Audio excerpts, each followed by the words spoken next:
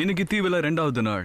நீங்க இப்படி ஒரு நிலையில இருந்தீங்கன்னா சாப்பாடு தான் உங்களோட அடுத்த முக்கியமான விஷயமா இருக்கணும். கடலை என்னோட லக்க நான் சோதிச்சு பார்க்க போறேன். முதல்ல நான் ஒரு ஈட்டியை செய்யணும். இந்த பேம்பு கட்டை தான் அதுக்கு ஒரு ஆரம்பம்.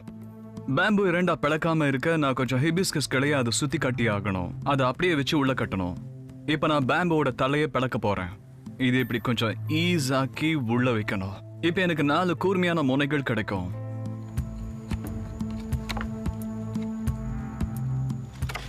இது எவ்வளவு கூர்மையா இருக்கோ அவ்வளோ ஈஸியா முயற்சி பண்ணி மீனை பிடிக்க முடியும்.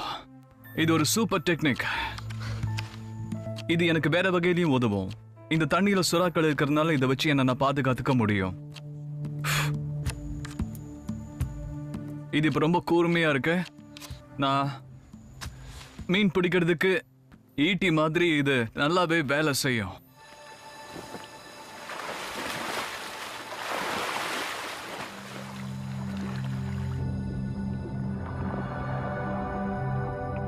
இங்க நிறைய மீன்கள் இருக்கு.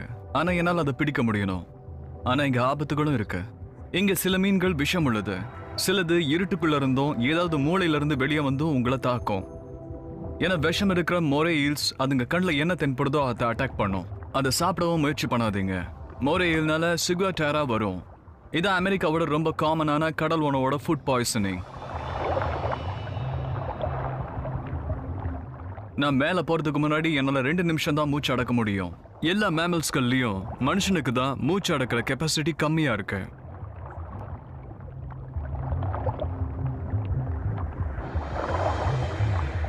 ஆனா நான் போய்கிட்டே இருக்கணும். அப்பதான் இங்க நல்ல உணவு கிடைக்குங்கிற உந்துதல் எனக்கு இருந்துகிட்டே இருக்கும்.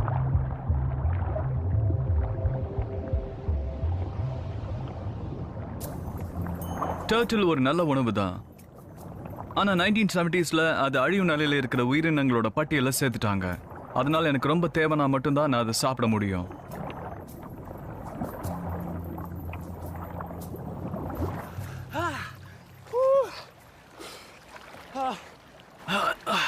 எனக்கு கீழே மூச்சு திணறிடுச்சு.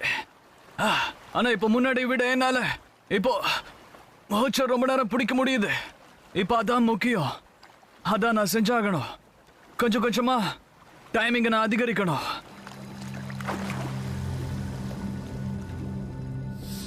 ஆனா அங்க ஒரு சுறாவை பார்ப்பேன் நான் எதிர்பார்க்கவே இல்லை. அதிர்ஷ்டவசமா இது ஒரு சாண்ட் பார் ஷார்க். அவ்வளவு பயங்கரமான இனம் இல்லை. ஆனா இங்க கண்டிப்பா மீதி சுறா இனங்களும் இருக்குங்கிறதுக்கு இது ஒரு எச்சரிக்கை. அதனால சீக்கிரமா நான் தண்ணியில இருந்து வெளியேறி ஆகணும்.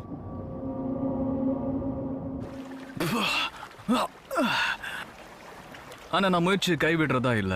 எந்த ஒரு உயிர் பழைக்கிற நிலைமையிலையும் நீங்க முயற்சி செஞ்சுக்கிட்டே இருக்கணும். அது வேலை செய்யலன்னா கூட புது பிளானை நீங்க யோசிக்கணும். நான் இப்ப பசிபிக் தீவுல வாழ்றவங்க பயன்படுத்துற ஒரு பாரம்பரிய டெக்னிக்கை முயற்சி பண்ண போறேன். நான் மீனுக்கு விஷம் தர ஒரு செடியை தேடிக்கிட்டு இருக்கேன். பசிபிக்ல இந்த டியூபர் செடி ரொம்ப ரொம்ப காமனான ஒண்ணு. அதுல வித்தியாசமான ஓவல் லீவ்ஸ் இருக்கும். கடல்களுக்கு பக்கத்துல இதை நீங்க பார்க்கலாம். இதோட விஷம் இதோட வேர்ல இருக்கும். நீங்க ஃப்ரெஷ்ஷான சின்ன வேர்களை தான் பயன்படுத்தணும். ஏன்னா இதுல ரொம்ப விஷம் அதிகமா இருக்கும். கம்மியான அலைகள் வர நேரத்துல இந்த மாதிரி பாறை குழிகள்ல மீன்கள் வந்து அப்படியே மாட்டிக்கும். நான் இப்ப என்ன பண்ண போறேன்னா, நான் இந்த டியூபர் வேர்ல இருந்து எண்ணெய் எடுக்கிறதுக்காக இதை இப்படி அடிக்கிறேன். இப்படி பண்றது ரொம்ப நல்லா இருக்கு. இது இப்படியே நல்லா மசிச்சு அப்படியே ஆட்டிக்கிட்டே இருக்கணும். அப்புறம் இது எல்லாத்தையும் எடுத்து தண்ணிக்குள்ள இப்படி நீங்க அலசிக்கணும். சில நிமிஷங்கள்லயே தண்ணிக்குள்ள இருக்கிற எந்த மீனும் தண்ணிக்கு மேல மிதக்கும்.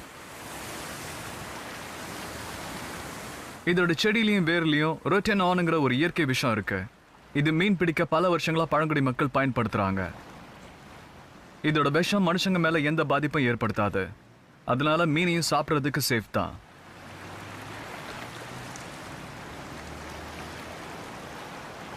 கூலா இருக்குல்ல? இப்ப என்கிட்ட 8 மீன் டின்னருக்கு இருக்கு. இந்த மீன்களை நான் ஒரு வழியா பிடிச்சிட்டேன். இப்ப இதெல்லாம் சமைக்கணும். இப்ப நான் என்ன பண்ண போறேன்னா, இதை பேக் பண்ண போறேன். இங்க ட்ரெடிஷன் ஹவாயியன் இதுதான் இம்யூன்னு சொல்றாங்க. இதுக்கு ராக் ஓவன் ஒரு பேர் இருக்கு. இதை நான் எப்பவுமே செய்யணும்னு நினைச்சிருந்திருக்கேன். ஆனா இதை செய்யறதுக்கு எனக்கு எப்பவுமே நேரம் சரியா அமைஞ்சதே கிடையாது. இதுக்கு முதல்ல நீங்க இந்த மாதிரி ஒரு குழியை தோண்டிக்கணும். அதுக்கப்புறம் நான் முன்னாடி செஞ்ச என்னோட பெரிய நோஸ் ட்வீசஸை வச்சு இந்த கற்களை எடுத்து இப்போ இதுக்குள்ள வைக்க போறேன். இந்த சூடான கற்களை எடுத்து இதுக்குள்ள வைக்கணும். இதெல்லாம் உண்மையிலே கொதிக்கிற சூட்ல இருக்கு. இப்போ இதை மூடிட்டோன்னா இது அந்த மீன்களை மெதுவா பேக் பண்ணும். அது பாட்டுக்கு அப்படியே வேகட்டும்.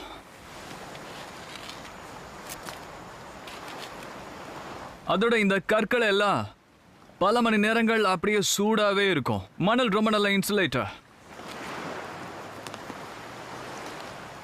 இப்போ இந்த டீ ட்ரீ லீவ்ஸ்ல இந்த மீன்களை இப்படி வச்சு நான் ரேப் பண்ண போறேன். அண்ட் இந்த டீ ட்ரீ லீவ்ஸ் பாலினேஷன் மக்களுக்கு ரொம்ப முக்கியமான ஒன்று. இதுக்கு மருத்துவ குணங்கள் நிறைய இருக்கு. இதுக்கு ஆன்டி ஏஜிங் குணம் இருக்கு. அதோட முக்கியமா இது மீனை நல்லா டேஸ்டியாகவும் சமைக்கும் போது ஈரப்பதத்தோடையும் வச்சுக்கும். அண்ட் இப்போ இதுதான் நான் இங்கே வைக்க போகிற ஸ்டீமரோட மைய பகுதியே. நான் இப்போ இங்கே என்ன பண்ண போகிறேன்னா இது இப்படி ஒன்றா இப்படி வச்சு கட்டிக்க போகிறேன். இப்போ இதை எடுத்து அவனுக்குள்ளே வச்சிடலாம்.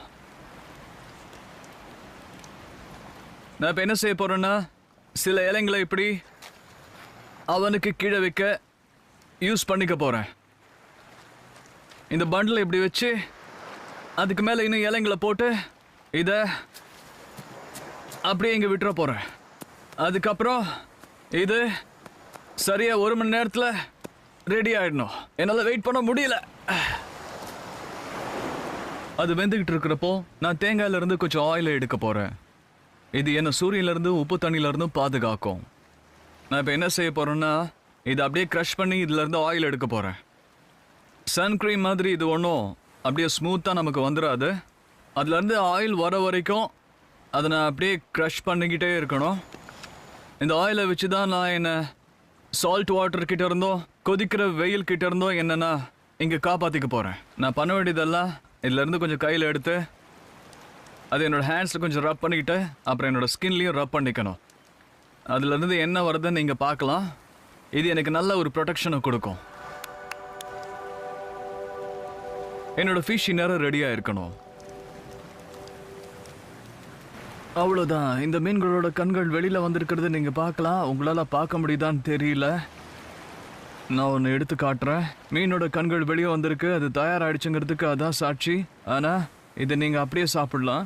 இது உண்மையிலேயே ரொம்ப நல்லா இருக்க போகுது. யா, இங்கே நீங்கள் இருந்துக்கிட்டே இருக்கலாம். ஆனால் வரலாறு முழுக்க கடல் பயணம் செஞ்சவங்க எல்லாருமே வீட்டுக்கு போக தான் முயற்சி பண்ணியிருக்காங்க. நாளைக்கு நான் எப்போவுமே ட்ரை பண்ணணும்னு நினச்சதை முயற்சி செய்ய போகிறேன். ஒரு படகை உருவாக்கி கடலுக்குள்ளே போக போகிறேன்.